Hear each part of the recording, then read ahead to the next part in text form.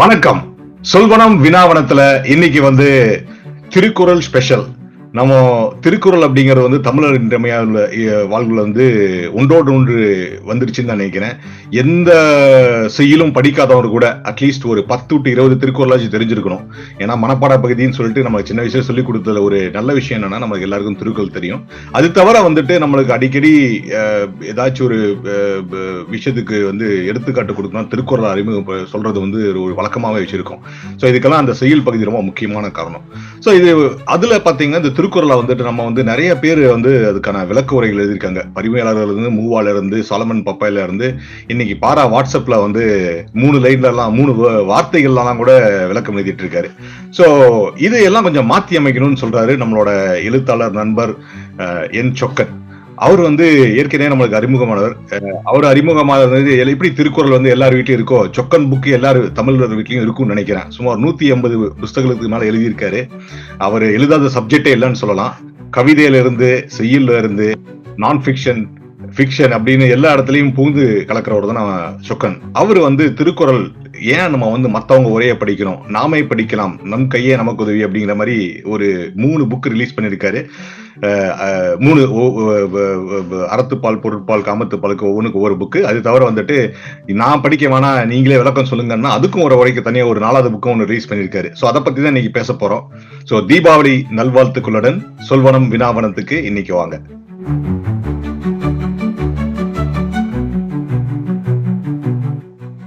சொக்கன் வணக்கம், வாங்க. எப்படி இருக்கீங்க? வணக்கம், எப்படி இருக்கீங்க? நல்லா இருக்கேன். நானு சொன்ன மாதிரி நீங்க தொடாத சப்ஜெக்டே இல்ல. திருவள்ளுவர் இவ்வளவு நாள் நீங்க உங்க என்ன தப்பிச்சுட்டு இருந்தாரு, நீங்க அவரையும் பிடிச்சி உள்ள இழுத்துட்டு வந்துட்டீங்க. எப்படி இந்த அனுபவம்? திருவள்ளுவர் நான் சொன்ன மாதிரி நம்ம வாழ்க்கையில எல்லாருக்கும் தெரிஞ்சவரு. நான் சொன்ன மாதிரி 20ல இருந்து 50 குறள் எல்லாம் தமிழருக்கும் தெரிஞ்சிருக்கும் நம்ம செயல் பகுதியில இருந்து. சோ திருக்குறள் ஏன்? உண்மையை சொல்லணும்னா, எனக்கும் பாடப்பகுதியில் படித்த திருக்குறள்களுக்கு வெளியில் பெருசாக திருக்குறள்கள் தெரியாது. எனக்கு எவ்வளவோ புத்தகம் படிச்சிருக்கோம், ஆனால் திருக்குறளை படிக்கணும் அப்படின்னு தோணுதில்லை. அதில் என்ன பிரச்சனைனா, திருக்குறளை எடுத்தால் ரொம்ப திருப்தி அடைகிறது ரொம்ப ஈஸி. ஏதோ ஒரு பக்கத்தை படித்து ஒரு 2 குறள் படித்தா ஆஹா ஒரு நல்ல விஷயம் தெரிஞ்சுக்கிட்டோம் அப்படின்னு சொல்லிட்டு மூடி வச்சுட்டு போயிடலாம். அந்த 1330 குறள்களையும் ஒன்றா உட்காந்து படிக்கணுங்கிறது ஒரு மிகப்பெரிய டிசிப்ளின் இருந்தால் தான் படிக்க முடியும். அதனால் நான் இந்த ப்ராஜெக்டை முதல்ல எப்படி ஆரம்பித்தேன்னா, எதுக்காக ஆரம்பித்தேன்னா, நான் படிக்கணும் எல்லா குறளும். அதுதான் என்னுடைய முதல் நோக்கம். 1330 குறளையும் படிச்சிடணும், அதில் என்ன தான் இருக்குது அப்படின்னு. அதாவது பாடப்புத்தகத்தில் படித்தது நமக்கு உண்மையில் 6ஆம் வகுப்புலேருந்து ஆரம்பித்து பாடப்புத்தகத்தில் ஒரு 40-30 குறள்னு கொடுத்துக்கிட்டே இருந்தாங்க. ஸோ இப்போ 6ஆம் வகுப்புலேருந்து 12ஆம் வகுப்பு வரைக்கும் 7 வருஷம் ஒரு வருஷமும் 30 குறள் படிக்கிறோன்னு சொன்னால் கூட கிட்டத்தட்ட ஒரு 200 குறள் நம்ம பள்ளிக்கூடத்திலேயே படிச்சிருக்கோம். அதுக்கு வெளியில நம்ம படிச்சது ஒரு 100 குறள்னு வச்சுக்கிட்டா கண்டிப்பா ஒரு 300 குறள், 1/3 அல்லது 1/4 நமக்கு தெரியும் திருக்குறள்ல. அந்த பாக்கி இருக்கிற 3/4 நம்ம தெரிஞ்சுக்கலாம் அப்படிங்கிற ஒரு ஆர்வத்துக்காகத்தான் நான் இதை படிக்க ஆரம்பிச்சேன். சரி, படிக்கும்போது நாம மட்டும் ஏன் படிக்கணும், அதை ஒரு உரையாவும் எழுதி வெளியிடலாமே அப்படின்னு சொல்லிட்டு திருக்குறள் உரை எழுதலாம், தினமும் ஒரு 4 குறள் படிக்கலாம் அப்படின்னு சொல்லிட்டு 4 குறள் 8 லைன், அது ஒரு பெரிய விஷயமே கிடையாது அப்படின்னு சொல்லிட்டு ஆரம்பிச்சேன். அது ஏன் 4 குறள், ஏன் 3 குறள் கூடாத, ஏன் 5 குறள் கூடாதுன்னா 1330 4ஆல வகுத்து பார்த்தா 365க்கு பக்கத்துல வருது. அதனால ஒரு வருஷத்துல படிச்சிடலாம் அப்படின்னு சொல்லிட்டு ஒரு கால்குலேஷன் போட்டு படிக்க ஆரம்பிச்சேன்.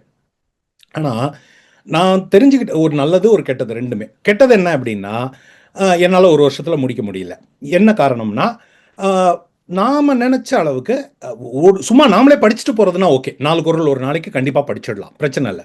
ஆனால் அதை உரையாக எழுதணுங்கிற ஒரு கூடுதல் கட்டுப்பாடை எனக்கு நானே போட்டுக்கிட்டதுனால அதுக்கு கூடுதல் நேரம் செலவிட வேண்டியிருந்தது. ஏற்கனவே வந்திருக்கிற உரைகளை ஒரு உரை படித்தா போதாது, குறைஞ்சது ஒரு 4-5 நல்ல உரைகளையாவது படிக்க வேணும் அப்படின்னு டேபிள்லேயே வாங்கி வச்சுக்கிட்டேன். ஒரே குறளை எடுத்துப்பேன், இந்த உரையில் என்ன சொல்லியிருக்காங்க, இந்த உரையில் என்ன சொல்லியிருக்காங்கன்னு ஒரு 4-5 உரைகளை படிப்பேன். அந்த 4-5 போதாமல் அப்புறம் ஆன்லைனில் எல்லாம் ஏகப்பட்ட உரைகள் இருக்குது. 10க்கும் மேற்பட்ட உரைகள் ஆன்லைனில் கிடைக்குது, அதையெல்லாம் படிக்கிறது. அது போக விளக்கங்கள் யூடியூப்லலாம் உரையெல்லாம் ஒரு குறளில் 2 வரி எடுத்துக்கிட்டு 1 மணி நேரம் 1.5 மணி நேரம்லாம் கூட பேசியிருக்காங்க. எல்லா குறளுக்கும் கிடையாது, ஒரு சில குறள்களுக்கு நமக்கே திருப்தி ஏற்படாது படிக்கும்போது. இந்த பொருள் சரியாக தோணலையே, இதை பற்றி இன்னும் கொஞ்சம் தெரிஞ்சுக்கணுமே அப்படின்னு சொல்லிட்டு வேறு பேர் என்னென்ன சொல்கிறாங்கன்னு கேட்குறது. இப்படி என்ன ஆச்சு, கொஞ்சம் கொஞ்சமாக அது ஒரு மிகப்பெரிய ப்ராஜெக்டாக மாறிப்போச்சு. உண்மையில் 4 ஆண்டுகள் ஆச்சு எனக்கு இதை முடிக்கிறது. 3.5 ஆண்டுகளுக்கு மேல, கிட்டத்தட்ட 4 ஆண்டுகள். இப்போ எடிட்டிங் இதையெல்லாம் சேர்த்து பார்த்தா திருக்குறளோட ஒரு 4 ஆண்டுகளாக பயணம் செஞ்சுட்டு இருக்கேன்னு சொல்லலாம்.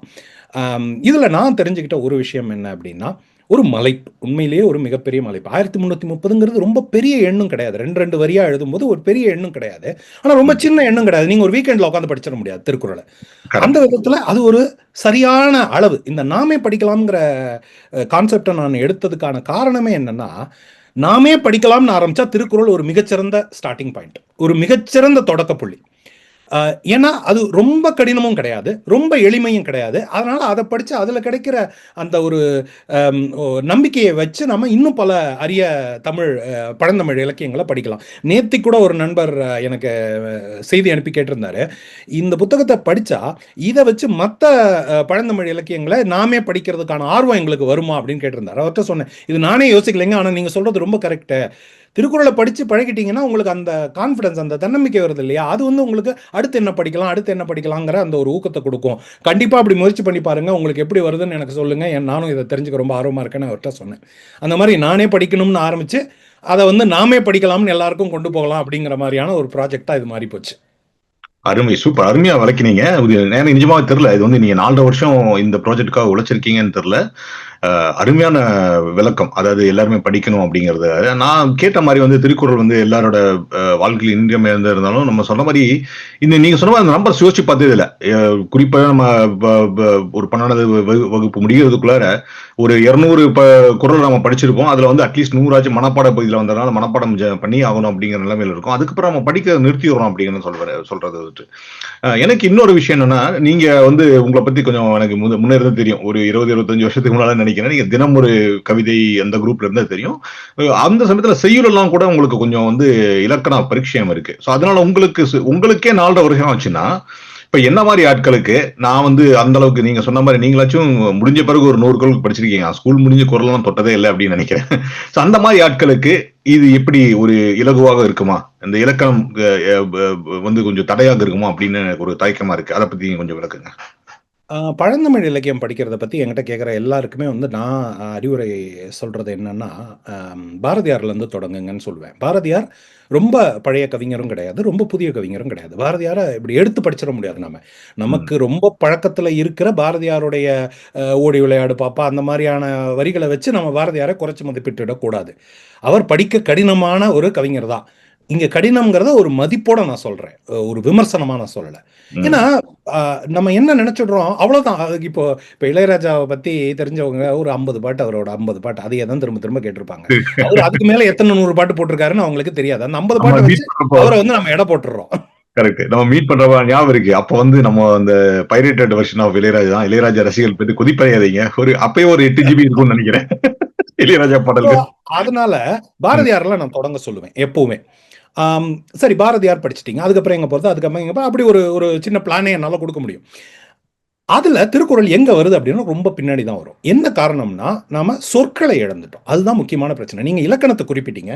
இலக்கணம் பிரச்சனையே கிடையாது.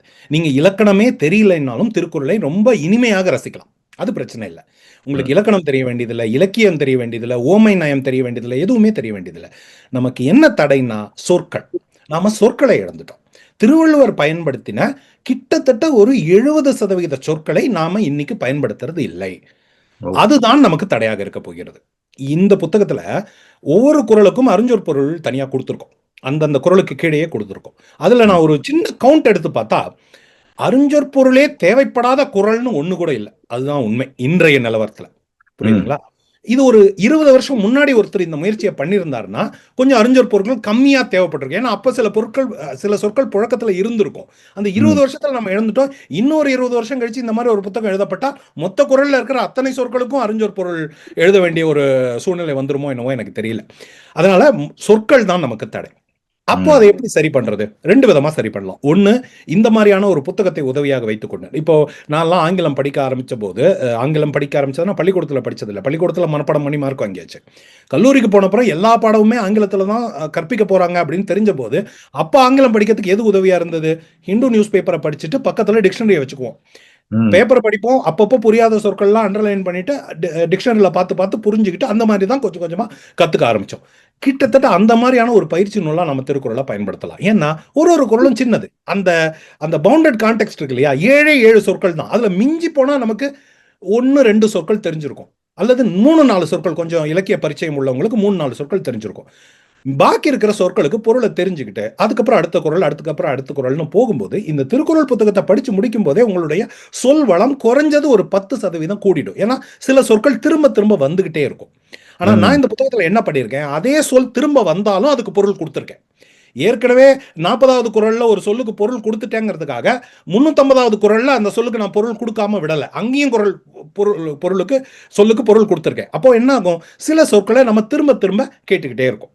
அதன் மூலமா இந்த புத்தகத்தை படிச்சு முடிக்கும் போது உங்களுக்கு உங்களுடைய சொல் வளம் கொஞ்சம் கூடியிருக்கும். இது வந்து நான் அனுபவபூர்வமாக உணர்ந்தது நான் கம்பராமாயணம் படித்த போது.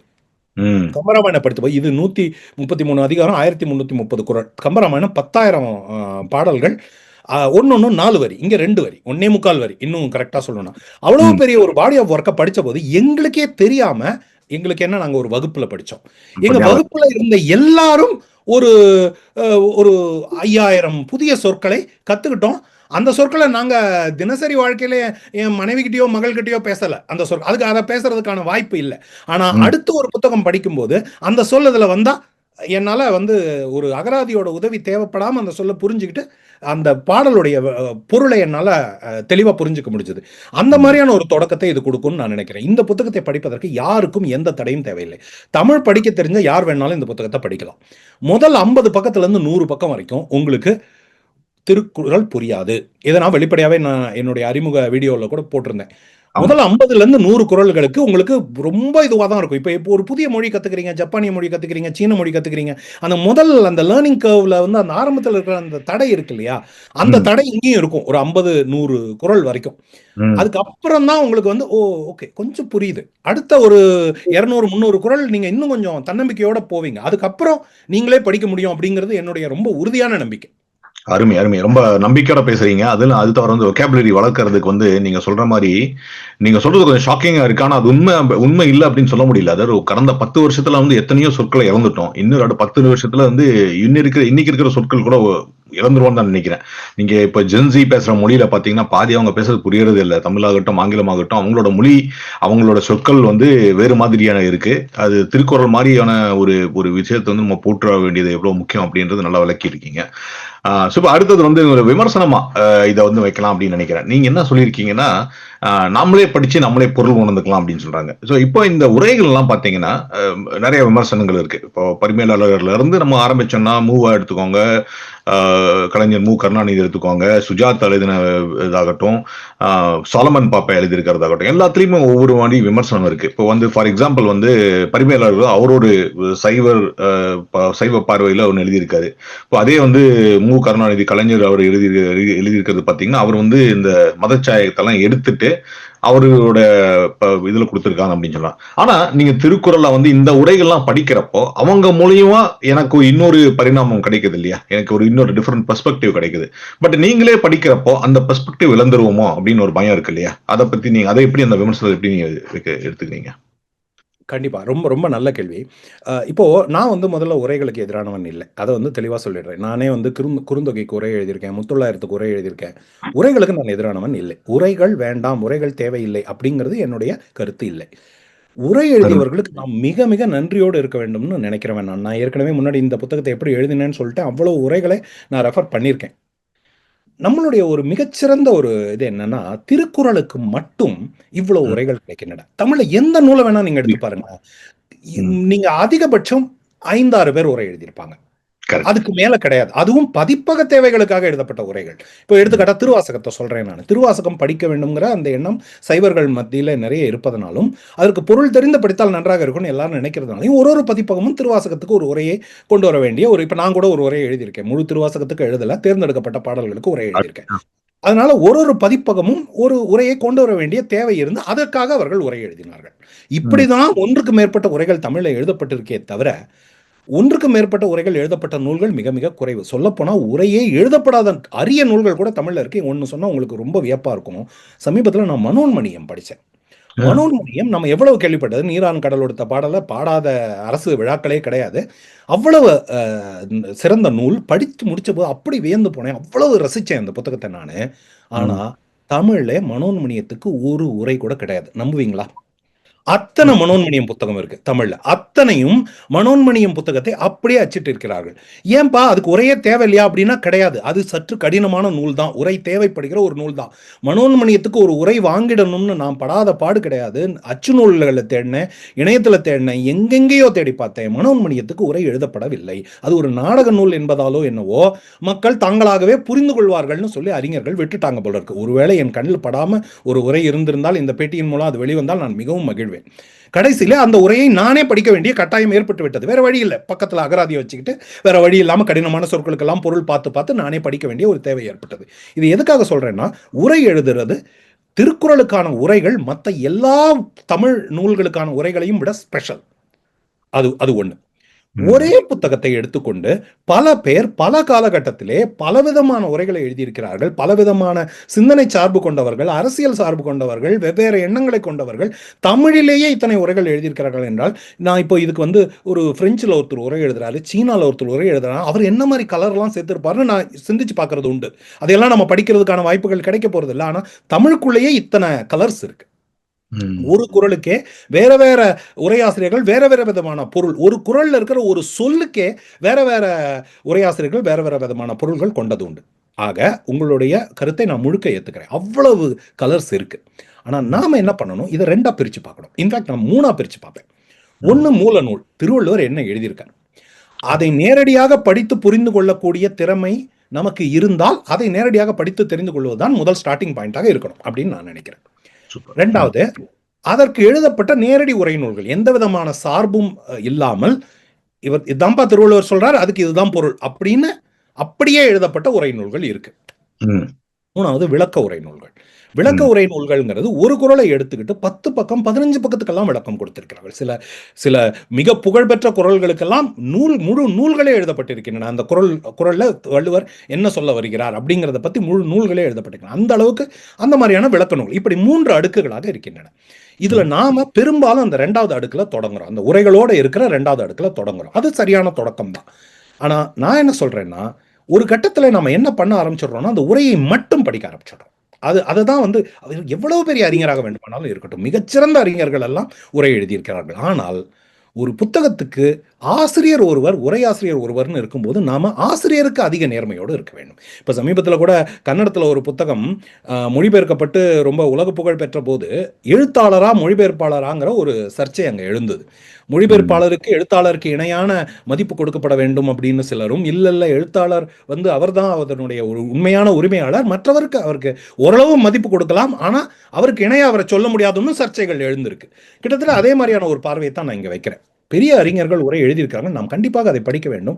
ஆனால் தமிழ் படிக்கிற வாய்ப்பு உள்ள நாம் ஒரு பிரெஞ்சு தெரிஞ்சவரோ ஒரு சீன மொழி தெரிந்தவரோ அவருக்கு அதற்கான வாய்ப்பு இல்லை. அவர் உரையைத்தான் படித்தாக வேண்டும். நமக்கு தமிழ் படிக்கிற வாய்ப்பு இருக்கும்போது திருவள்ளுவர் என்ன சொல்றாருங்கிறதையும் நாம படிச்சு அதுக்கப்புறம் நாம தீர்மானிக்கலாம். இந்த உரையை எழுதின போது நான் இந்த வேலையை நிறைய செஞ்சேன். பல இடங்கள்ல 2 உரையாசிரியர்கள் 3 உரையாசிரியர்கள் வெவ்வேறு விதமான கருத்துக்களை சொல்லியிருப்பாங்க. இன்னொன்னு நான் இதுல செஞ்சிருக்கேன், அதை பத்தி நம்ம தனியா கூட பேசலாம். ஒண்ணு என்னன்னா, ஒரு பழமைவாதமான கருத்துக்கள் அதை முன்வைக்கிற உரை எழுதப்பட்ட காலகட்டம் இருக்கு இல்லையா, அந்த காலகட்டத்தை மனதில் வைத்து பார்க்கும்போது சில பழமைவாதமான கருத்துக்கள் உரையிலே நுழைந்திருக்கும். நான் என்ன சொல்றேன், உங்க காலகட்டத்திலே இருந்த சிந்தனையின்படி, நீங்கள் வைத்துக் கொண்டிருக்கிற சார்பு நிலையின்படி இதற்கு நீங்கள் எப்படி பொருள் கொள்கிறீர்கள்?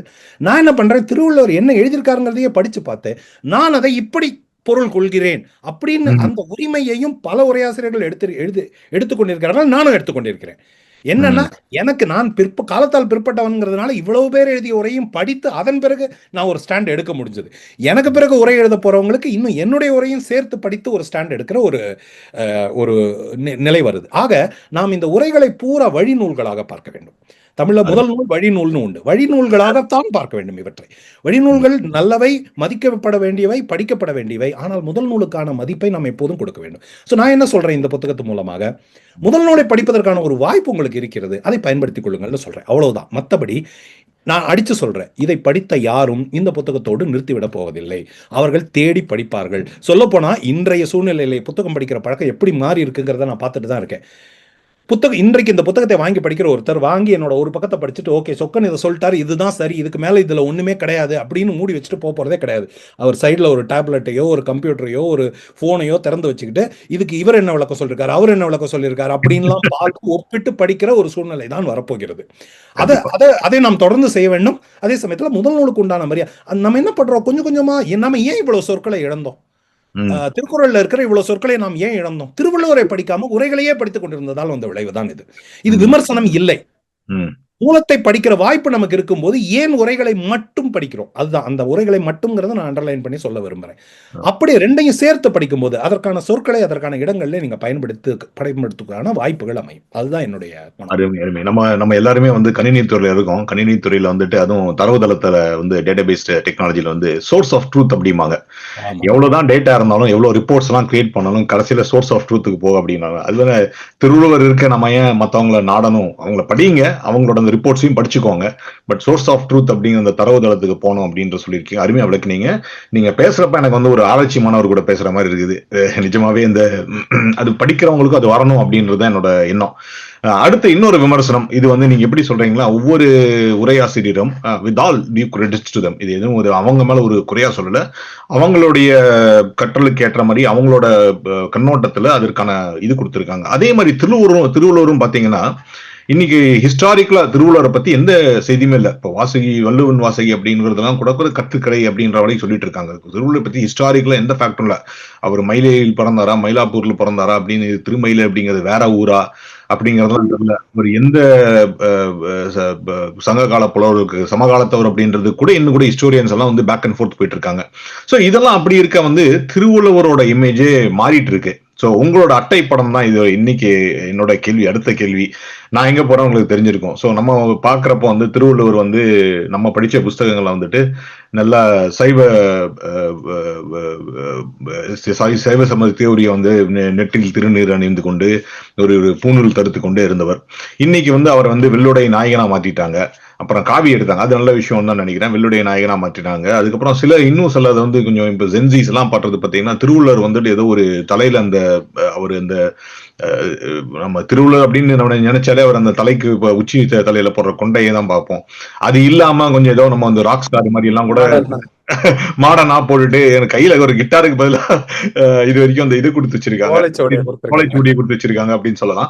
சோ ஆனா உங்களோட அந்த புத்தகங்கள் 3 அட்டைகளுக்கான காரணங்கள் என்ன? அதுவும் வெவ்வேறு நிறத்துல கொடுத்திருக்கீங்களா? அது ஏதாவது ஒரு ஸ்பெசிபிக் காரணம் இருக்கா? அந்த இந்த சின்னங்கள்லாம் மத சின்னங்கள்லாம் இருக்கக்கூடாதுன்னு பாக்குறீங்களா? இதுல எல்லாத்துக்கும் எனக்கு இன்னொரு பயமான விஷயம் நான் பார்த்தது என்னன்னா, ஏதோ ஒரு ஜாதி சங்கம் வந்து அவங்களோட ஜாதி அடையாளங்கள் எல்லாம் பக்கத்துல வச்சு போட்டிருந்தாங்க. அதை பத்தி நீங்க சொல்லுங்க, இந்த அட்டை படங்கள் பத்தி. இல்ல உண்மையில திருவள்ளுவர் இப்படிதான் இருந்தாரான்னு நமக்கு தெரியாது. இது வந்து ஒரு மரபு வழியாக வரைந்து பின்பற்றப்படுகிற ஒரு முறை தானே தவிர, உண்மையில நீங்க கம்பருடைய ஒரு ஓவியத்தை, ஒரு புகழ்பெற்ற ஓவியத்தை நீங்க பார்த்திருக்கலாம். அவர் ஒரு அந்த மீசை வச்சுட்டு அப்படி கம்பீரமா உட்கார்ந்திருக்கிற ஒரு புகழ்பெற்ற ஓவியம். பின்னால வேற ஒரு ஐ திங்க் அரசாங்கம் வெளியிட்ட ஒரு தபால் தலையிலன்னு நினைக்கிறேன். கம்பர் தாடி வச்சிருந்தாரு அந்த தபால் தலையில. அதை பார்த்தபோது நான் அடைஞ்ச அதிர்ச்சி கொஞ்சம் நஞ்சம் இல்லை. நான் கம்பரை நேர்ல பார்த்தது கிடையாது. அந்த படத்தை பார்த்து அவரை பற்றி ஒரு தோற்றத்தை உருவாக்கி கொண்டு விட்டு அவர் என்ன தாடி வரைஞ்சு வச்சிருக்காங்க கம்பருக்கு அப்படின்னு சொல்லிட்டு ரொம்ப அதிர்ச்சி அடைஞ்ச ஒரு கணம் உண்டு. அதே போல இது ரொம்ப பழமையான ஒரு சிக்கல் தான். பாரத தேவி உருவம், பாரதி தேவி உருவம் வந்து ஒருத்தரும் ஒரு மாதிரி வரைந்து அதற்கு ஒரு புனிதத்தன்மையை சேர்த்து விட்ட பிறகு மற்ற மாதிரி வரையக்கூடாது அப்படிங்கிற ஒரு கட்டாயங்கள் எல்லாம் வந்து ரொம்ப சிக்கலாயிட்டு இருக்கு நம்மளுடைய இதுல. அதாவது இந்த உருவமெல்லாம் இல்லாத கடவுளை வணங்க வேண்டும்னு ஆன்மீகத்துறையில சொல்லுவாங்க. அந்த மாதிரியான ஒரு நிலைமைக்கு நாம போறதுதான் நல்லதுன்னு நான் நினைக்கிறேன். இப்போ coming back to your question, இந்த புத்தகத்துக்கான அட்டைப்படம் வடிவமைத்த போது நாங்க ஏகப்பட்ட பாடுபட்டோம். திருவள்ளுவரே வேண்டாம், அறம் பொருள் இன்பம்னு 3ஐயும் ஒரு 3 ஓலைச்சுவடியா ஒரு முக்கோணம் மாதிரி வச்சிடலாம் அப்படின்லாம் யோசிச்சோம். ஆனா அட்டையில திருவள்ளுவர் இல்லைன்னா அது திருக்குறள் புத்தகம்னே யாருக்கும் தெரியாது. கண்டிப்பா. அதனால எல்லாருக்கும் தெரிந்த திருவள்ளுவர் படத்தை அட்டையிலே வைத்து விட வேண்டும் அப்படிங்கிற அந்த ஒரு காரணத்துக்காகத்தான் அந்த மரபான படத்தை ஆர்டிஃபிஷியல் இன்டெலிஜென்ஸ் பயன்படுத்தி கொஞ்சம் மெருகேற்றி கொடுத்தார் ஒரு நண்பர். அந்த படத்தை தான் பயன்படுத்தி இருக்கிறோம். வெவ்வேறு வண்ணங்கள் பயன்படுத்திக்கிறது அதுதான் காரணம். எந்த விதமான சாயமும் நாங்கள் திருவள்ளுவருக்கு பூச விரும்பவில்லை.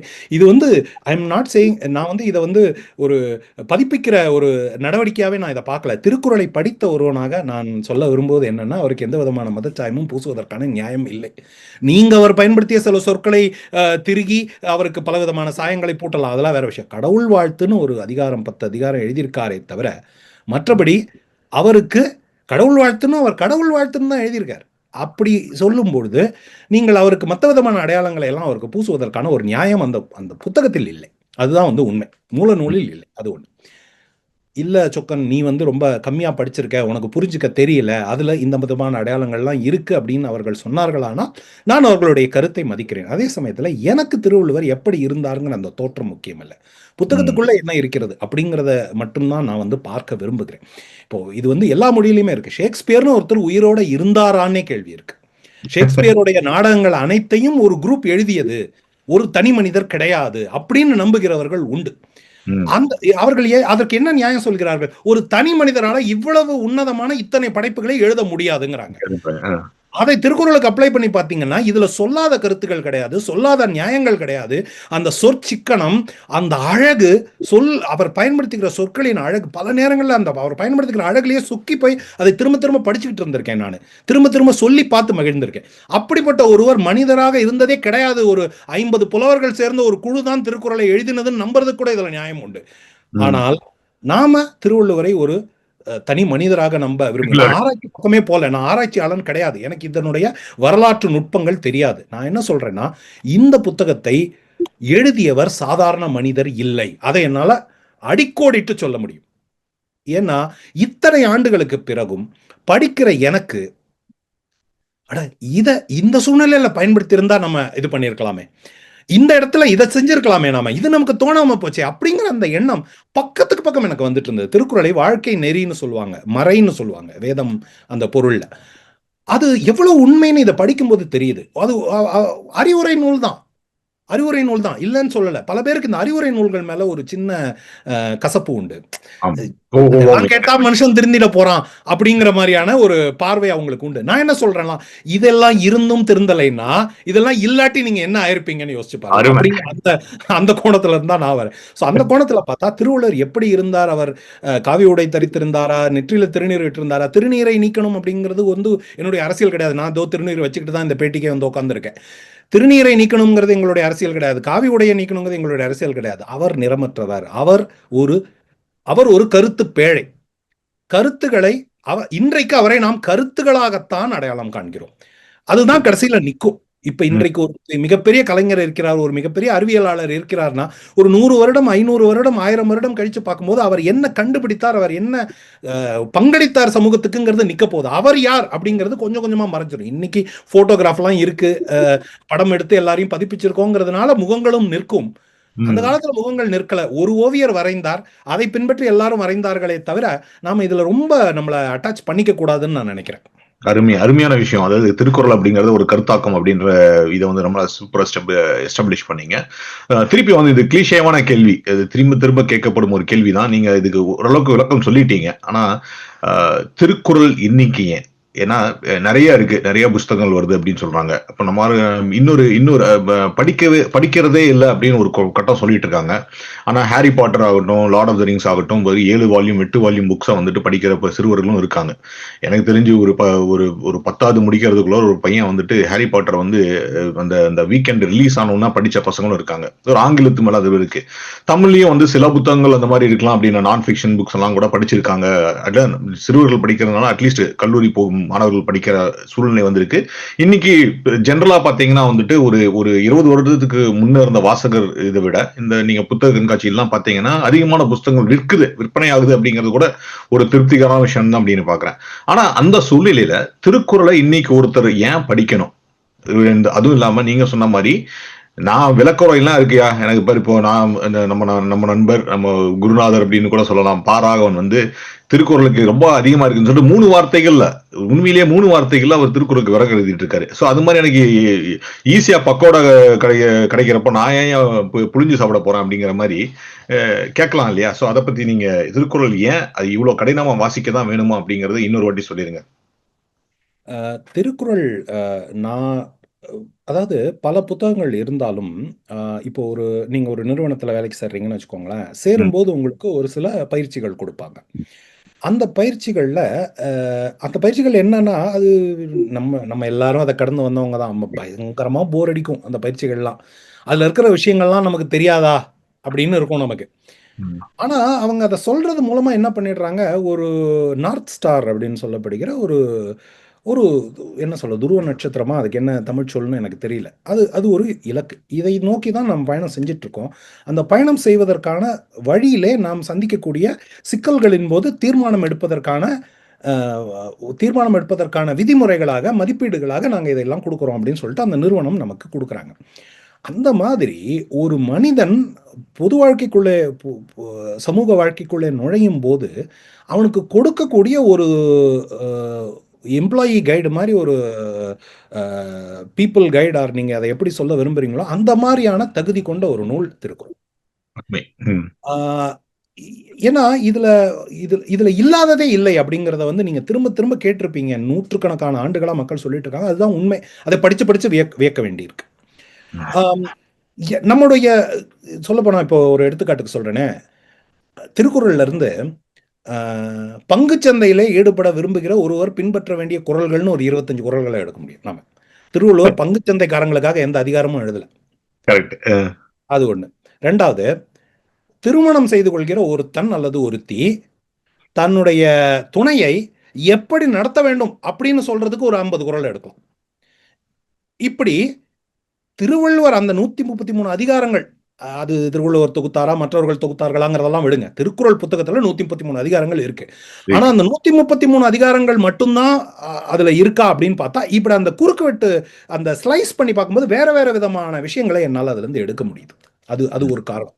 அந்த காரணத்துக்காகவும் நாம் திருக்குறளை படிக்க வேண்டும்னு நான் நினைக்கிறேன். 1. அருமை. 2வது 1330 குறளையும் படிக்கக்கூடியவர்கள் சமூகத்திலே என்ன 1/2%, 1/2%ங்கிறது நான் மிகப்பெரிய ஆப்டிமிஸ்டிக் நம்பர். ஒரு 0.00001% தான் இருப்பார்கள். ம். அதனால நான் இந்த புத்தகத்தை எல்லாரும் 1330 குறள்களையும் படிக்கக்கூடிய ஒரு சூழ்நிலையை நான் எதிர்பார்க்கவில்லை. ம். ஆனால் ஒரு ஒரு தேர்ந்தெடுக்கப்பட்ட குழு, ஒரு சிறு எண்ணிக்கையிலான ஒரு குழு.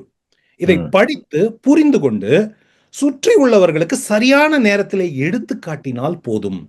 அதுவே வந்து இந்த ஸ்லீப்பர் செல்ன்னு சொல்லுவாங்க இல்லையா? அந்த சினிமா ஆமா. இதுல. அந்த மாரி அந்த ஸ்லீப்பர் செல்ஸ் சமூகத்துல இருந்துகிட்டே இருக்கணும்.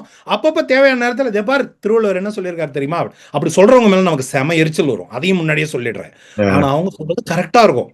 அவங்க ம். வந்து அந்த நேரத்துல அத நம்மகிட்ட சொல்லலன்னா, ம். நம்ம அத செய்ய மாட்டோம். இப்ப ரொம்ப எனக்கு சட்டுன்னு நினைவுக்கு வர்ற எடுத்துக்காட்டு என்னன்னா, அம் அ செல்ஃபோன் ரொம்ப பயன்படுத்தி அந்த ஆதிக்கத்திலருந்து வெளில வர முடியாம தவிச்சுக்கிட்டு இருந்த என்னுடைய ஒரு நண்பர்கிட்ட நான் ஒரு திருக்குறளை எடுத்து காட்டி, திருவள்ளுவர் காலத்திலே செல்ஃபோன் கிடையாது. அ. அவர் கிட்டத்தட்ட அதற்கு இணையான ஒரு நான் பயன்படுத்தினது அந்த அந்த அதிகாரத்தில வருகிற ஒரு குறள். எந்த குறள்னு இப்ப நினைவில்ல. ம். நான் அவர்ட்ட சொன்னேன். "சூதாட்டத்துக்கு அடிக்ட் ஆன ஒருத்தன் எப்படி நடந்துக்குவானோ, அதே மாரி தான் நீ நடந்துட்டு இருக்க. இந்த குறள அப்படியே உனக்கு பொருத்தி பாரு" அப்படின்னு சொன்னேன். அவர் திருந்தினாரா இல்லையாங்கிறது வேற விஷயம். ஆனா, ம். அந்த நேரத்தில அந்த குறள நான் படிச்சிருந்ததுனால என்னால எடுத்துக்காட்டி அவருக்கு உதவ முடிஞ்சது. இந்த மாரியான ஸ்லீப்பர் செல்ஸ கிரியேட் பண்றது தான் எல்லா காலத்திலயுமே திருக்குறள் உரை எழுதுறவங்களுடைய நோக்கமா இருந்திருக்கு. ஒருவேள பரிமேலழகர் மாதிரி முதல் முதலா உரை எழுதின சில பேருக்கு வேணா, ஊர்ல எல்லாரும் நம்ம உரைய படிக்கணும், திருக்குறள தெரிஞ்சுக்கணும் அப்படிங்கிற அந்த ஒரு கனவு இருந்திருக்கலாம். இன்றைக்கு உரை எழுதுகிற என்னைப் போன்ற ஒருவனுக்கு அந்த கனவு இருந்ததுன்னா, நான் முழு முட்டாள்ன்னு அர்த்தம். ஒரு ஒரு நீயா நானாவோ, ஒரு அரட்டை அரங்கமோ, ஒரு ஏர்டெல் சூப்பர் சிங்கரோ போய் சேர்கிற எண்ணிக்கையில, ஒரு சிறு எண்ணிக்கை கூட திருக்குறள் போய் சேரப் போறதில்லைங்கிறது எனக்கு தெரியும். அது திருக்குறளை மதிப்பு குறைப்பதாக ஆகிவிடாது. ம். ஆனால் அந்த சிறு எண்ணிக்கைக்காவது இது போய் சேர்ந்து கொண்டே இருக்க வேண்டும். இன்றைக்கு படிக்கிறவர்களுக்கு 10 ஆண்டுகளுக்கு முன் 50 ஆண்டுகளுக்கு முன் எழுதப்பட்ட உரைகள், இப்ப நீங்களே பல உரைகளை எடுத்துக்காட்டினீங்க நம்மகிட்ட பேசிட்டு இருக்கும்போது. அந்த உரைகள் எல்லாமே 1/4 நூற்றாண்டு முன்னால் எழுதப்பட்டவை. அவை இன்றைக்கு படிக்க கூடாதுன்னு நான் சொல்ல வரல. ஆனா இன்றைக்கு படிக்கிறவங்களுக்கு ஏற்ப அதை கொஞ்சம் மாற்றி தர வேண்டிய தேவை இருக்கிறது. இன்னும் 20 வருடம் கழித்து எழுதப்படுகிற ஒரு திருக்குறள் உரை முற்றிலும் மீம்ஸ் மூலமாகவே எழுதப்படலாம். அது இப்ப கூட எழுதலாம் நாம, அதை பத்தி இதில். ஆனா இன்னொரு 20 வருஷம் கழிச்சு வெறும் மீம்ஸை மட்டுமே வச்சு, இன்றைக்கும் திருக்குறள் மீம்ஸ் இருக்கு, அங்கங்க இருக்கு. ஆனா 1330 குறளுக்கு அதை யாராவது செய்து அதை வெளியிட்டு அதை பரப்பினார்கள் என்றால் அதோடைய அந்த வைராலிட்டி, அதோட ரீச் வந்து இந்த மாதிரி உரையா எழுதி பக்கம் பக்கமா, இது வந்து 1500 பக்கம் என்னுடைய இந்த புத்தகம். 1500 பக்கத்தை வாங்கி படிக்கிற பொறுமை எத்தனை பேருக்கு இருக்கும்? இதை வந்து நான் ஒரு எழுத்தாளனாகவே என்னுடைய பதிப்பாளர் சார்பாகவும் சொல்றேன். ஒரு சிறிய எண்ணிக்கையிலானவர்களுக்கு தான் இந்த புக்கம் போய் சேரும்ங்கிறது எனக்கு தெரியும். ஆனா அதே சமயத்துல நான் நம்பிக்கை இழக்க போறதில்லை. ஏன்னா எனக்கு முன்னாடி எழுதின யாரும் நம்பிக்கை இழக்கல. கண்டிப்பாக இது வீடுகள் தோறும் இல்லாட்டியும் நூலகங்கள் தோறும் இருக்க வேண்டும். அது போதும். ஒரு நூலகத்துல 10,000 பேர் வர்றாங்கன்னா அதுல ஒரு 100 பேருக்கு அந்த திருக்குறள் புத்தகம் போய் சேர்ந்துடும். அந்த மாதிரியான ஒரு பார்வையோட தான் நான் வந்து இதை சமூகத்தின் முன் வைக்கிறேன். கண்டிப்பாக இது ஒரு வைரல் புத்தகமாக வேண்டும், எல்லாரும் படிக்க வேண்டும் அப்படிங்கிற மாதிரியான ஒரு நோக்கம் எனக்கு இல்லை. அது நிறைவேறினால் என்னை விட மகிழ்ச்சி அடைகிறவர்கள் யாரும் இருக்க முடியாது. ஆனா அதே சமயத்துல பிராக்டிக்கலாவும் நம்ம யோசிக்கணும். அருமை. நீங்க வந்து நம்ம ஒரு நம்மளுக்கு ஒரு ஆம்பிஷன் இருக்கும். அந்த ஆம்பிஷன் தாண்டி ரியாலிட்டின்னு ஒண்ணு இருக்கும். 2க்கான பாலங்கள் வந்து என்ன பொறுத்தளவு அது ரியாலிட்டி ஆகணும் அப்படின்னு நான் நினைக்கிறேன். நீங்க சொல்றீங்க நம்பிக்கை இல்லாம பேசுறீங்க. ஆனா நீ இதுக்கான செய்த ஆராய்ச்சிகளாகட்டும், இதுக்கு 4.5 வருஷம் போட்ட உழைப்புக்காகட்டும், இது உழைப்பு வந்துட்டு படிக்கிற வாசகர்களும் கோரணும் அப்படின்னு அவங்களும் வந்து அவங்களும் வந்துட்டு அந்த படைப்புக்கான இது பண்ணி இந்த மூலத்துல இருந்து கத்துக்கணும் அப்படின்னு நினைக்கிறேன். சோ அடுத்தது வந்து நீங்க ஏற்கனவே ஒரு விஷயம் சொல்லிடுறீங்க. நீங்க இதே உழைப்பை வாசகர்களும் கொடுக்கணும்னு சொன்னீங்க. ஆக்சுவலா அவங்க கொடுக்க வேண்டியதில்லை. அந்த வேலையை நான் செஞ்சுட்டேன். உண்மையில பாரா இந்த புத்தகத்தை முதலா படிச்ச போது திருக்குறள் உரித்த வாழைப்பழம்னு டைட்டில் வை அப்படின்னாரு. சார் யாருக்குமே புரியாது சார், வேண்டாம் சார்னு சொல்லி அந்த டைட்டிலை வந்து நாங்க பயன்படுத்தல. ஆனா அந்த உரிச்ச வாழைப்பழத்தோட வேலையை தான் நான் செஞ்சிருக்கேன். ஆனா நான் என்ன சொல்றேன், முதல் 100 குறளுக்கு நான் வாழைப்பழத்தை உரிச்சு தரேன், அதுக்கப்புறம் நீங்களே உரிச்சு சாப்பிடுங்க அப்படிங்கிற அந்த மாதிரியான ஒரு கருத்தோட தான் இந்த புத்தகம் எழுதப்பட்டிருக்கு. கண்டிப்பா இது ஆராய்ச்சி புத்தகம் இல்லை. இது ஒரு சில தகுதி உள்ளவர்கள் மட்டும் படிக்கக்கூடிய புத்தகம். யார் வேணா படிக்கக்கூடிய புத்தகம். ஆனா எல்லாரும் படிப்பார்களா? ஏன்னா அந்த அளவு, அதன் விலை, இதையெல்லாம் கருத்தில் கொண்டு பார்க்கும்போது ஒரு சின்ன அவநம்பிக்கை தோன்றுகிறது. என்னுடைய அவநம்பிக்கை தோற்று போனால் மிக மிக மகிழ்ச்சி. கண்டிப்பாக தோற்று போகும். ஒரு சின்ன ட்ரிவியா அப்படின்னு பாத்தீங்கன்னா, முன்ன வந்து பாத்தீங்கன்னா அந்த டைரக்டர்ஸ் கிட்ட எல்லாம் கேட்டப்போ அவார்டு படம் எடுத்திருக்கீங்களான்னு கேட்பாங்க. கேட்டாங்கன்னா அவங்க பதறி இப்ப ஐயோ இல்லைங்க இது கமர்ஷியல் படம் அப்படிப்பாங்க. அது மாதிரி இது ஆராய்ச்சி புஸ்தகம் இல்ல. நான் ஆராய்ச்சி கோருது அப்படிங்கிறதுக்கு வந்துட்டு இன்னைக்கு நிலைமையில பாத்தீங்கன்னா நான் சொல்றதுதான், ஹாரி பாட்டர் மாதிரி ஒரு புஸ்தகம் வந்து ஏன் பாப்புலர் ஆகுதுன்னா, அவங்க நீங்க சொல்ற விஷயத்தை தான், ஒரு சாதாரண விஷயத்த வந்து எளிமைப்படுத்தி சொல்லியிருக்காங்க. அந்த எளிமைப்படுத்தல தான் நீங்க பண்ணிருக்கீங்க. அதனால அது ரீச் ஆகும் அப்படிங்கறத என்னோட ஆசையம் அப்படின்னு சொல்லிட்டு வித் தட் செட் திருக்குறள் பத்தி நிறைய பேசிட்டோம். உங்களோட அடுத்த ப்ராஜெக்ட பத்தி நீங்க கொஞ்சம் லைட்டா அடி கூடிட்டீங்கன்னு நினைக்கிறீங்க. மனோன்மணியத்துக்கு வந்து உரை இல்லை அப்படின்னு நீங்களே சொல்லிட்டீங்க. அது அடுத்து வரப்போகுதா? இல்ல ஆக்சுவலி நான் உரை எழுதுற யோசனையில இல்ல மனோன்மணியத்துக்கு. மனோன்மணியத்தை ஒரு நாவல் வடிவில் எழுதணும்னு நினைச்சேன். அதை படிச்சு முடிச்ச போது எனக்கு ரொம்ப பிடிச்சிருந்தது. உண்மையிலேயே ஒரு நாவலுக்கான கூறுகளை கொண்ட ஒரு புத்தகம். ஏற்கனவே நான் வந்து மணிமேகலை நாவல் வடிவத்தில் எழுதி அது மிகச்சிறந்த வரவேற்பை பெற்றது. இன்றைக்கும் அந்த புத்தகத்தை யாராவது ஒருத்தர் வாரத்துக்கு ஒருத்தர் 10 நாளைக்கு ஒருத்தர் மெயில் எழுதிடுவாங்க. அந்த புத்தகம் எப்படி எழுதினேன்னா மணிமேகலையே அது ஈடு செய்யாது. மூலத்துக்கான அது இணை கிடையாது. ஆனா அதை விறுவிறுன்னு படிச்சுட்டு மூலத்தை போய் படிக்கணுங்கிற அந்த ஆர்வம் ஒரு சிறு சதவீதத்தை சேர்ந்தவர்களுக்காவது வரும். அது போல மனோன்மணியம் எழுதணும்னு எனக்கு ஒரு ஆவல் இருந்தது. அது தொடங்கினேன். ஒரு சாப்டர் கூட எழுதினேன். ஆனால் வேற சில காரணங்களால் அதை தொடர முடியல. இப்போதைக்கு நான் வந்து கோபாலகிருஷ்ணன் கோகலே அவர்களுடைய வாழ்க்கை வரலாறை வந்து ஆசான் அப்படின்னு எழுதிட்டு இருக்கீங்க. ஆசான்ற துறையில எழுதிட்டு இருக்கீங்க. ஸோ அதை வந்து மெட்ராஸ் பேப்பர்ல வருது. அதுவும் நம்ம பாரம் எழுதி அதுக்கு சப்ஸ்கிரிப்ஷன் கட்டி படிங்க. ஆசான் தொடர் ரொம்ப நல்லா போயிட்டு இருக்கு. கோகலே பத்தி வந்து நிறைய பேருக்கு வந்து நீங்க சொன்ன மாதிரி தான், நம்ம ஹிஸ்டாரிக்கல் நம்ம திருவள்ளுவர்லாம் போயிட்டோம். கோகலே வந்து ஒரு நூற்றாண்டுக்கு முன்னாடி முன் வாழ்ந்தவர் தான். அவரை பற்றியான விஷயங்களே தெரியாம இருக்கு அப்படிங்கறத நீங்க உங்களோட நான் இன்ட்ரோடக்ஷன் இத ஜூம்ல மீட்டிங்ல நானும் கலந்துட்டேன். நீங்க பேசுறப்ப வந்துட்டு அவ்வளவு இன்ட்ரெஸ்டிங்கா இருந்துச்சு. அப்பப்ப நான் படிப்பேன். ஸோ டு பி ஃப்ராங்க் நான் வந்து படிக்கிறதுல சோம்பேறி தான். நீங்க எழுதுறதுல வந்து டக்கு டக்குன்னு எழுதி போட்டுறீங்க. அது வரதில்லை அப்படின்றது. பட் ஆனா கூடிய சீக்கிரம் மனோன்மணியம் ஆகட்டும், இது மாதிரி உரை எழுதப்படாத விஷயங்கள் எவ்வளவோ நம்ம கிட்ட மறைஞ்சிருக்கு அப்படின்னு சொல்லிட்டு நம்ம ஒரு காலத்துல சொல்லிட்டு இருப்போம் வந்து தமிழ் தாத்தா வந்து எங்கெங்கயோ இல்லாத விஷயத்தெல்லாம் தேடி கண்டுபிடிச்சு நம்மளுக்கு கொடுத்தாரு அப்படின்றது. அதெல்லாம் கைவிட்டு போயிருமோ, நம்ம கைவிட்டு போயிருமோ எனக்கு அப்பப்போ ஒரு பதவிப்பு வந்துட்டே இருக்கும். நம்ம எவ்வளவு கஷ்டப்பட்டு ஒரு எங்கெங்கெல்லாமோ அந்த நம்ம அவரோட சுயசரிதம் படிச்சவங்களுக்காகட்டும், அவரை பத்தி எழுதின மத்த கட்டுரைலாம் பார்த்தீங்கன்னா எவ்வளவு கஷ்டப்பட்டு ஒவ்வொருத்தர்கிட்ட போய் சண்டை போட்டு பணையம் வச்செல்லாம் வந்துட்டு நம்மளுக்காக இந்த விஷயத்தெல்லாம் பெற்று தந்திருக்காங்க. அவர் மட்டும் இல்ல, அது மாதிரி நிறைய தமிழ் ஆசான்கள் நிறைய பேர் இருக்காங்க. அவங்க கொண்டு வந்ததெல்லாம் நம்மளுக்கு வந்து இது மாதிரி உரை இல்லாம போயிருமோ அப்படின்னு சொல்ற ஒரு பயம் இருக்கு. நீங்க மனோன்மணியம் ஐடென்டிஃபை பண்ணிருக்கீங்க இது வரைக்கும். அது கண்டிப்பா நீங்க பண்ணணும் அப்படிங்கிறது என்னோட ஆசை. அது உரை வடிவில் வந்தாலும் சரி, நாவல் வடிவில் வந்தாலும் சரி. வித் தட் செட் பாபா, நீங்க அமைதியாவே இருக்கீங்க. வாங்க உங்களோட கருத்துக்களை பகிர்ந்துக்கோங்க. திருக்குறள், உலக பொதுமறை பற்றி என்ன சொல்றீங்க? மத்தபடி சொக்கன் பத்தி ஏதாச்சும் கொஞ்சம் சொல்லுங்க. மிக்க நன்றி தினேஷ் அண்ட் சொக்கன், அழைத்த குரலுக்கு உடனடியா வந்ததுக்கு. இது ஒரு உத்வேகம் தரும் ப்ராஜெக்ட். உத்வேகம் எல்லாருக்கும் ரொம்ப நெருக்கமான புத்தகமும் கூட. அதை பத்தி ஒரு வித்தியாசமான முறையில அணுகக்கூடிய முறையில தந்ததுக்கு சொக்கனுக்கு மிகவும் நன்றி. மீண்டும் நன்றி. அவர் வந்துட்டு தொடர்ச்சியா இதை வந்துட்டு பல்லாண்டு காலமா நீங்க சொன்ன மாதிரி பண்ணிட்டு இருக்க. அவர் ஒரு செயல் வீரர். அதை வந்துட்டு எப்படி மக்கள் பிறரும் அதை பின்பற்றணுங்கிறத அவர் வந்துட்டு ரொம்ப எளிமையா சொல்லி கொடுப்பார். இதுல திருக்குறளை நீங்களே படிங்கன்னு அவர் சொன்ன விதமும் எல்லாமே எனக்கு இந்த புத்தகத்தை உடனடியா வாங்கணும்னு ஒரு எழுச்சியை தருது. நிச்சயமா வாங்கி வாசிச்சுட்டு அதுக்கு ஒரு இன்னொரு விரிவான அறிமுகம் தரணும்னு நான் நினைக்கிறேன். ஆமா, இந்த சொக்கன் வந்து செயல் வீரர் அப்படிங்கிறப்போ சொக்கன் அது சொல்லமான்னு தெரியல. எனக்கு வந்து சொக்கன் வந்து ஆச்சரியப்படுத்த விஷயம் நோக்கியா, பழைய நோக்கியா போன் பார்த்துருக்கீங்க இல்லையா? ஒரு ஒரு 20 கீ தான் இருக்கும். அதுல கட்டுரை டைப் பண்ணி அனுப்பின ஆள் சொக்கன்.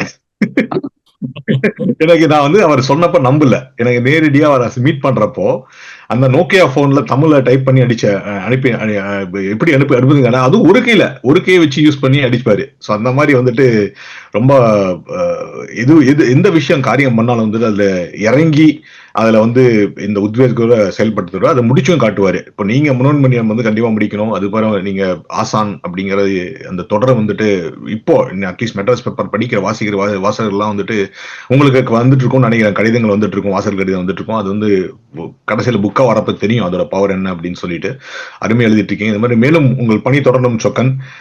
தீபாவளி நல்வாழ்த்துக்கள். அருமையான விஷயம் திருக்குறள். ஸோ உங்களோட லாஸ்ட் வேர்ட்ஸோட முடிச்சுக்கலாம். நன்றி.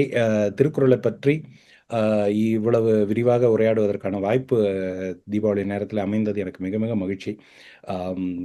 இந்த குறள் இந்த 45 நிமிடம் 50 நிமிட உரையிலையும் நான் ஒரு திருக்குறளை கூட மேற்கோள் காட்டலைங்கிறத இந்த இடத்துல குறிப்பிட்டு சொல்ல விரும்புறேன்.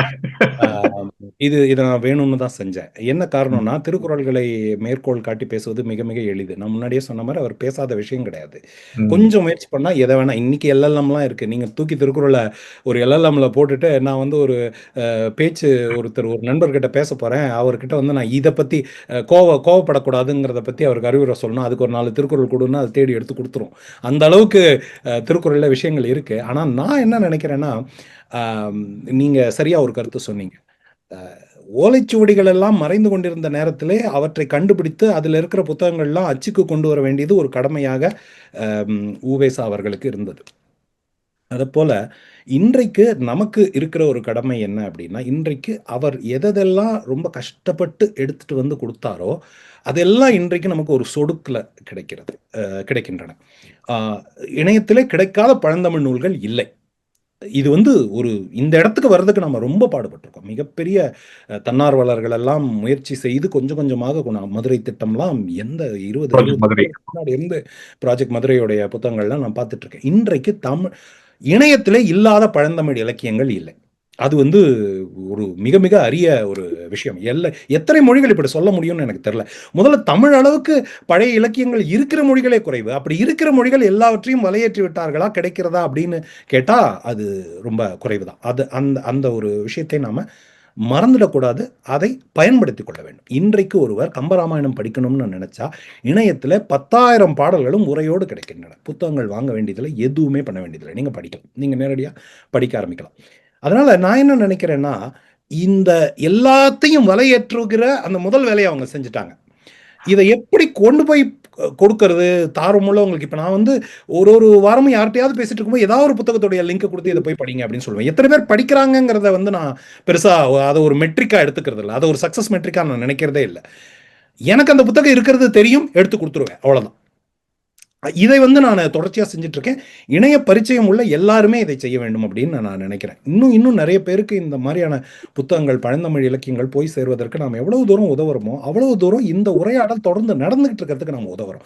இதில் சுயநலம் எதுவுமே கிடையாது. இது இந்த நமக்காக நம்ம எதையுமே செய்ய வேண்டியதில்லை. இந்த புத்தகங்கள் வாழ வேண்டியவை, அதுல மாற்று கருத்தே கிடையாது. அதற்காக நாம் இந்த பங்களிப்பை செய்ய வேண்டும்னு நான் நினைக்கிறேன்.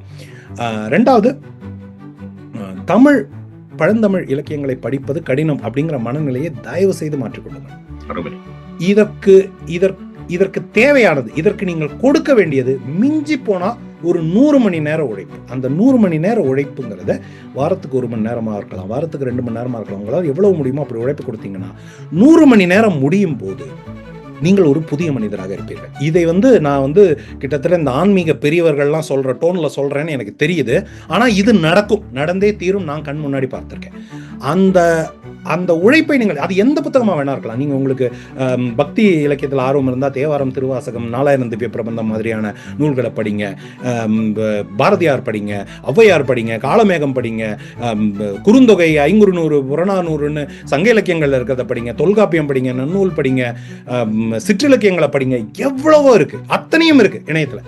ஏதோ ஒன்றை தேர்ந்தெடுத்து அந்த 100 மணி நேரம் உழைப்பை நீங்கள் கொடுத்து விட்டீர்கள் என்றால் it can happen over 2 years 3 years 2-3 ஆண்டுகள் கூட ஆகலாம். ஆனால் அந்த உழைப்பை நீங்கள் கொடுத்துட்டீங்கன்னா நீங்கள் ஒரு புதிய மனிதராக இருப்பீர்கள். அது உங்களால் மட்டும்தான் முடியும், தமிழர்களால் மட்டுமே முடியக்கூடிய ஒரு விஷயம் இது. இல்லைன்னா காலத்துக்கு உரையை சார்ந்திருப்பவர்களாக ஆகிவிடுவோம். அதனால அங்கே தான் நான் மறுபடியும் இதை கனெக்ட் பண்ணுறேன். நேரடியாக மூலத்தை படிப்பது, அந்த சந்த இனிமை, அது காதிலே கேட்கிற அந்த ஒலி கொடுக்கிற அந்த மகிழ்ச்சியெல்லாம் ரொம்ப சொற்களால் விவரிக்க முடியாது. எல்லாரும் இதை பயன்படுத்தி பார்க்க வேண்டும்னு நான் கேட்டுக்கொண்டு வாய்ப்புக்கு நன்றி கூறி விடைபெறுகிறேன். ரொம்ப நன்றி சொக்கன், அருமையா பேசுனீங்க. நான் சொன்ன மாதிரி, நீங்க ஏற்கனவே சொன்ன மாதிரி இந்த புத்தகங்கள் 0 டிகிரி பப்ளிஷிங்ல வந்திருக்குன்னு நினைக்கிறேன். மூணு புத்தகங்கள், அறத்துப்பால், பொருட்பால், இன்பத்துப்பால், காமத்துப்பால் அப்படின்னு. அந்த 3 தவிர நீங்களே உரை எழுதி இன்னொரு 4வது புத்தகம் வந்திருக்கு. எல்லாமே 0 டிகிரி இருக்கு. இப்போ நீங்க ஏதோ ஸ்பெஷல் ஆஃபர் போட்டிருக்கீங்கன்னு நினைக்கிறேன். நான் 0 டிகிரி பப்ளிஷிங் லிங்க் போய் பார்த்துக்கோங்க. சொக்கனுக்கு அந்த லிங்க் கொடுக்குறோம், போய் பாருங்க. கண்டிப்பா இந்த புத்தகம் நவம்பர் முதல் வாரத்தில் இந்த புத்தகங்கள் வெளியாகின்றன.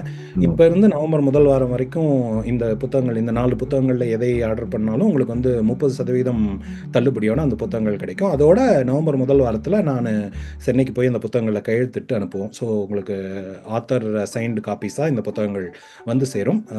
நீங்களும் வாங்கலாம். உங்களுக்கு பரிசளிப்பதற்கும் மிகச்சிறந்த ஒரு நூலாக இருக்கும். முயற்சி செய்து பாருங்கள்.